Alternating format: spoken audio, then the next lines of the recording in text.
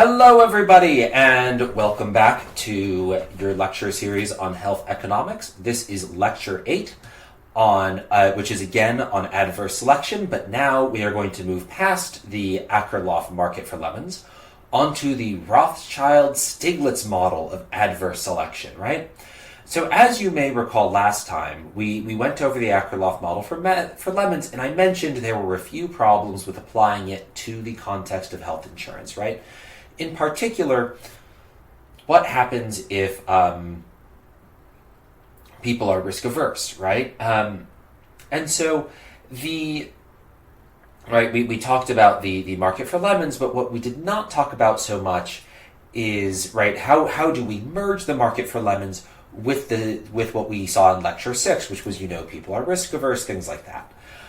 So this lecture is going to be about merging lectures 6 and 7 and making explaining adverse selection in the health insurance context specifically, and having and allowing for risk selection, for risk aversion, right? So the first thing we need to do is develop a new type of graph to think about this, right? Because in lecture 6, right, we had this handy dandy income utility graph. So we had utility and income, right? And then our utility looked like this. And we had SE, right? Our income SE when we were sick, and our income HE when we're healthy, right? And so this made it like this graph works pretty well when you have one insurance contract, right? So you have one insurance contract, particularly if it's full insurance, right? But then when we started getting multiple contracts, right, we have this contract and this contract and this contract and maybe that contract, right? It's going to get messy pretty quickly. So if we want to consider multiple, right, so this is the income utility.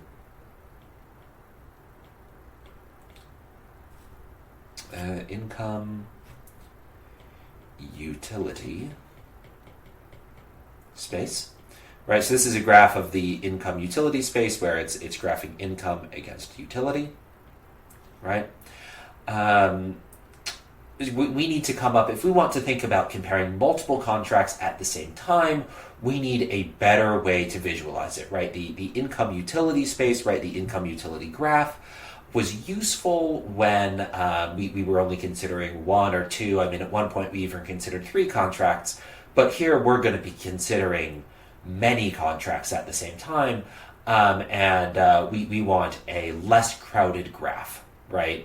What we're going to be considering in particular, we're actually going to be considering a continuum of contracts, and sort of a continuum is infinitely many contracts. We're going to be comparing infinitely many contracts to each other, and that's just not going to be possible to draw on this graph here, right? I love the income utility space, I love that graph, but it is not the best graph for what we have in mind.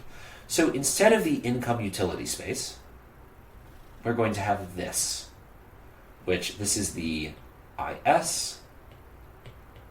space, right? And space, you can think of graphing your income when sick against your income when healthy, right? And here we put, instead of putting utility on the y-axis, we put sick income. And instead of putting your income overall on the x-axis, we only put your healthy income, right? So, if we want to translate this graph to that graph, we'd say, well, this graph is probably depicting point, let's call it E on this graph, which is SE on the y-axis, and HE on the x-axis, right? So that's sort of how you translate from the income utility space to the income when sick, income when health space, right? Is you do this, and then here, right, we're going to have indifference curves, right? So instead of having utility on the y-axis, we're going to have a utility, right? So let's go ahead and duplicate this page. hold on, I want to keep this graph intact. I'm going to modify it, so duplicate. So just to give you a better idea about what's happening in this space, let's say there's an insurance contract, right? So there's an insurance contract. It's a partial contract. It's not a full contract, right? And so under the insurance contract, right, we have that the income when sick and income when healthy both move in. Let me do a better arrow here. So, okay, that arrow is a little better. And solid. No, actually, sorry, I want a medium-sized solid line. And then this is going to be SC and HC, where C is contract.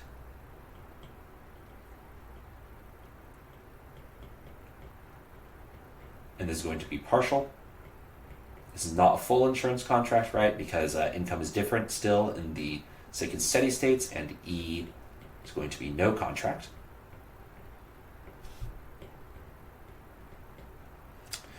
And the way we can translate this into this space is that this, okay, I'm going to erase this. This contract is represented by point C, and we're going to have SC here and HC here, right? We move from point E up to point C. And then this gap here is going to be the buyout, the payoff minus the premium, and this gap here is going to be the premium, right? So R equals premium, Q equals payout. Right, so in the sick state, my income increases by Q minus R, and in the healthy state, my income decreases by R, right? And so this is how I would represent a going from no insurance to a partial insurance contract in this space. So now let's think about how indifference curves are going to look in the IS-IH space, right? So let's draw a nice big graph so I have a lot of room to work with here. IS, IH, right? And I'm going to draw just right ahead, go ahead and draw a 45-degree line in the IH-IS space. And this is where IS is equal to IH, right? So let's say I'm comparing four contracts, one of which, contract 1, is on the line, the other of which, contract 2, is over here, contract 3 is down here, and contract 4 is, actually I'm going to make contract 3 a little farther up. Let's say contract 3 is over here, and let's have contract 4 be right here. Right, and let's say if I have no insurance, I'm at point E, and I'm going to put point E here, right? So immediately I can tell a few things, right? One is I prefer C1 and C4 to C3, right? That's because, right, in C1 I have more income in the sick state and the same amount of income in the healthy state as I do at C3.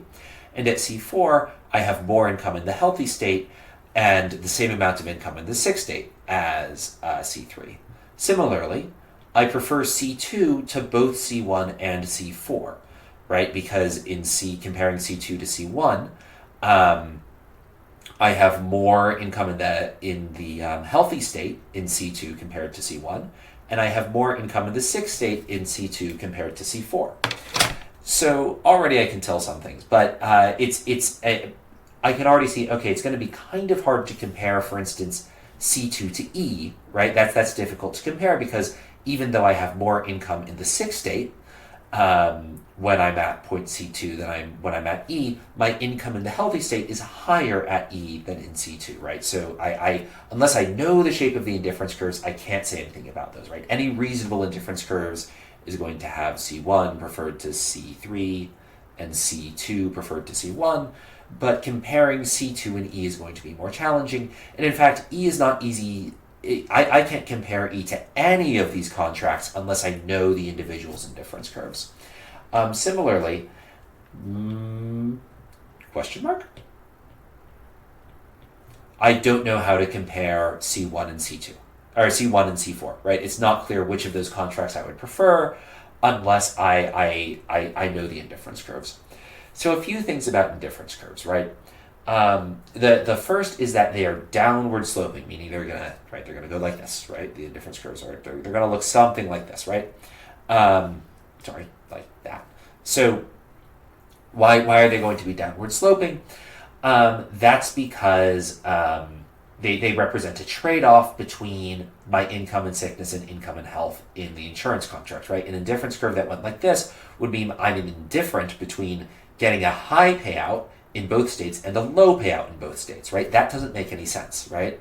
I'm never going to be indifferent if a indifference curve slopes upward. That means that there's a state that's strictly better on both axes, right? I get more income in both the healthy and the sick states here than I get here, and I'm indifferent between those 2 points. That doesn't make any sense. So the indifference curves are going to be downward sloping, which says, hey, I'm going to need, there's some trade-off between healthy and sick income in which I'm indifferent between the two.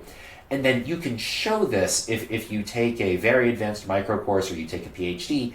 It is true that if someone is risk averse, it's not just that their curves are downward sloping, they're actually convex, right? So they look like this, right? So all the indifference curves in this space are going to look like this. Furthermore, they all sort of, right? They all sort of go through this ISIH line, and they're all going to hit that line once. So let's draw a few potential indifference curves, right? So we'll do our traditional happy, sad indifference curves. So we'll say first of all we have our we'll do our most miserable indifference curve in blue, as is tradition, right? Indifference curve in blue, right? Right, this is the sad indifference curve, right? This is the C3 indifference curve, right? So this is, we'll say this is U0, right? This is the saddest indifference curve. And then we'll do green for our happy indifference curve, right? And we'll say our green indifference curve, we'll say that goes through C1, C4, and E, where actually I'm indifference between all these contracts, right? So this is going to be indifference curve 2, or U1, right? And then we'll do red for I'm super excited about this indifference curve, or maybe orange for I'm super excited about this indifference curve. And that's going to go through C2, right? So U3, right? And we're going to have that U3 is greater than, right? So, and I'm going to prefer, right, U3, I'm going to prefer U3 to U1, which I'm going to prefer to U0, right? Those are 3 different levels of utility corresponding to these 3 indifference curves. So next up, let's talk a little more about this line here, right? So this line is called the full insurance line. It's where IS is equal to IH, right? So let's go ahead. IS, it's not good, and then IH. And then let's draw the 45-degree line between those 2 points. And I'm just going to pop, and maybe a little better. Just down there.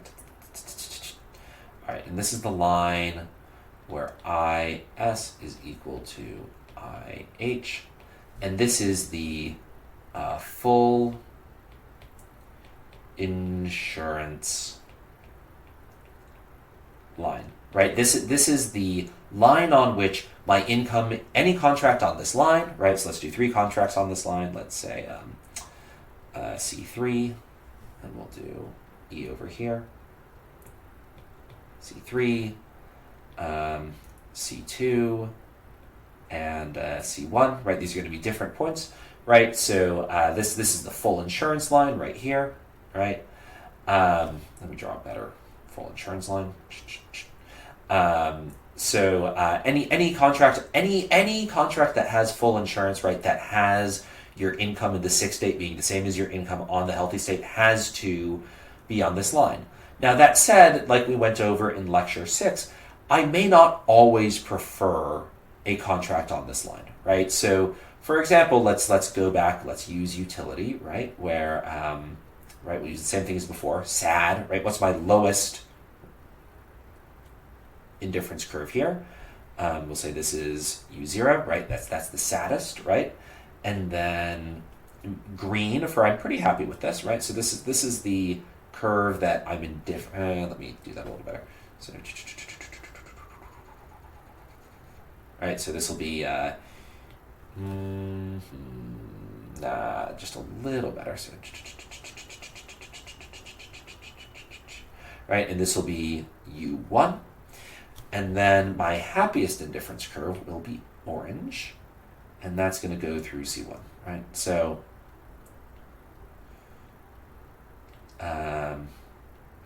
U2, right? So we can already tell here, right, that there are points not, like I prefer point E to point C3, right? So there are times there just because something is on the full insurance line does not mean it's the most preferred contract, right? If somebody offers me C3 and E and nothing else, I'll go without insurance, right? If somebody says, I'll give you the contract at C3 or you can be uninsured, I will choose not to be insured, right? And so, and then the other line that's important in this model that you need to know is, let me redraw the graph here. You have sickness on the y-axis, income when sick on the x-axis, income when healthy on the x-axis, right? The other line to look at here is called the zero profit line. And so this is the, no, don't do that. So this is a solid, and let's do this in gray. This is a possible zero profit.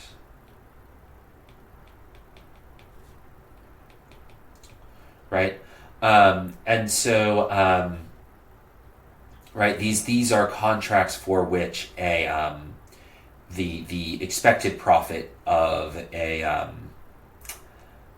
these are contracts for which the expected profit of a thing is zero, right? So let's draw E here, and then we'll have 3 contracts here. We'll have let's do C1, C2, C3.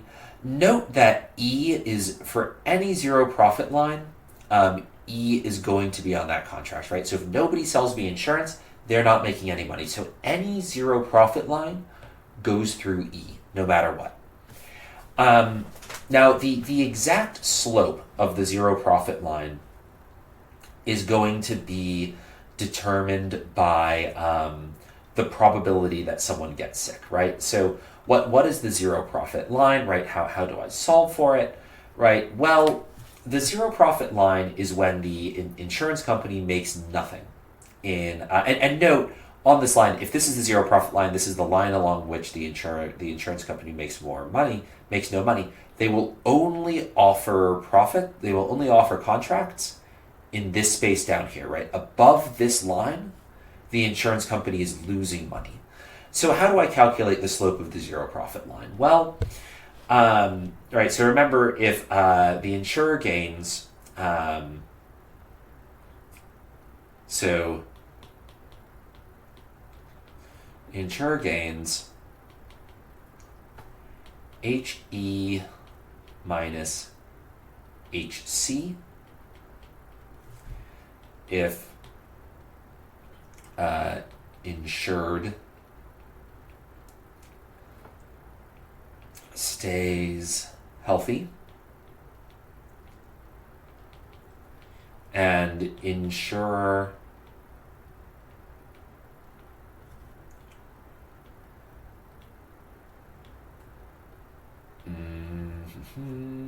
insurer loses SC minus SE if insured becomes sick. All right. So that means that if there's a P chance, so P equals prob insured becomes sick, right? Then zero profit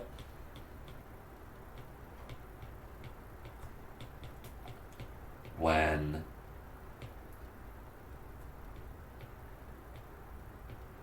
the probability of the person becoming sick times the amount of money the insurance company loses when the person becomes sick is equal to the probability the person stays healthy times the amount the insurance gains, the amount of money the insurance makes when the person stays healthy, which implies that there's zero profit when the sick contract is where the amount of money the insurer pays out in the sick state is 1 minus P over P times HE minus HC. That should be HC minus SE, which in turn implies, which means, so the zero profit line, so that implies zero profit line is given by the equation IS equals 1 minus P over P HE minus IH plus SE, right? So if we go back to this line here, right, let me go ahead and duplicate the slide and move it over here, right? This slide is given by 1 minus P over P times HE minus IH plus SE, right? So IS is equal to, that's that. And then we have, right, so we have HE here and SE here, right? So the zero profit line, right, anything below this line, the insurance company is making money on, and the insurance company is losing money on anything above that line. So the insurance company,